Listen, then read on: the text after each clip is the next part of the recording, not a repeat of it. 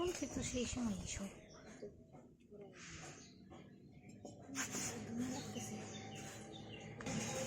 এই যে আলু আর বেগুন নিয়ে নিছি, এবার নিয়ে নিব এই যে পেঁয়াজ কুচি,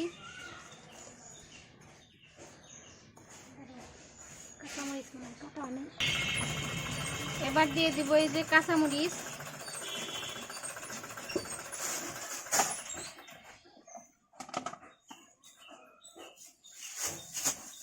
হলুদের গুঁড়া, ধনিয়ার গুঁড়া, স্বাদ মতো লবণ,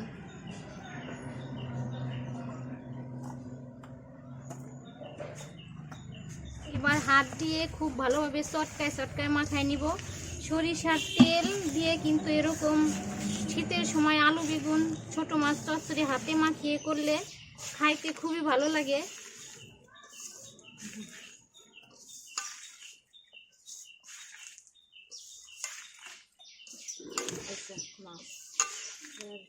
এই যে বাটি টুকে এই যে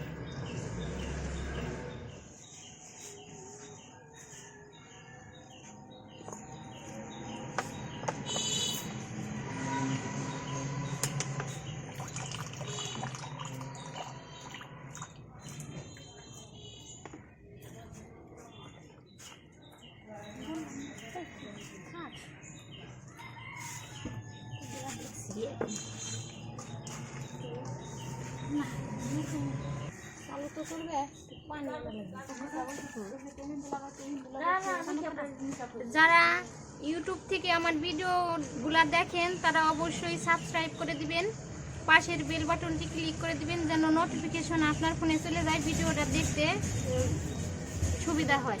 আর যারা নাকি ফেসবুক থেকে আমার ভিডিও দেখতেছেন তারা অবশ্যই ফলো করে দিবেন, লাইক শেয়ার করতে কিন্তু ভুলবেন না। এবার দিয়ে দিব আমার হাত ধুয়েই অল্প একটু পানি,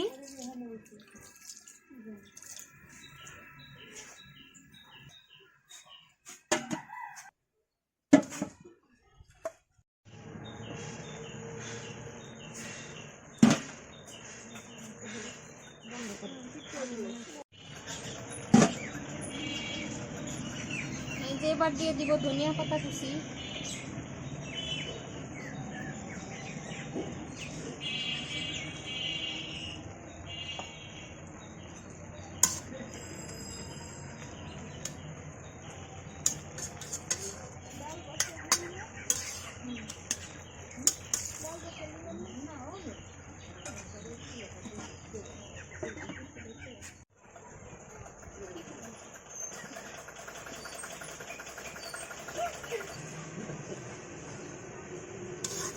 যে আমার চচ্চড়িটা কিন্তু প্রায় হয়ে গেছে।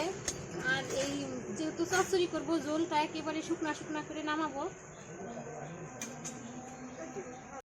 এই যে আমার মলা মাছ চচ্চড়ি কিন্তু একেবারে রেডি হয়ে গেছে, এবার নামাই নিব।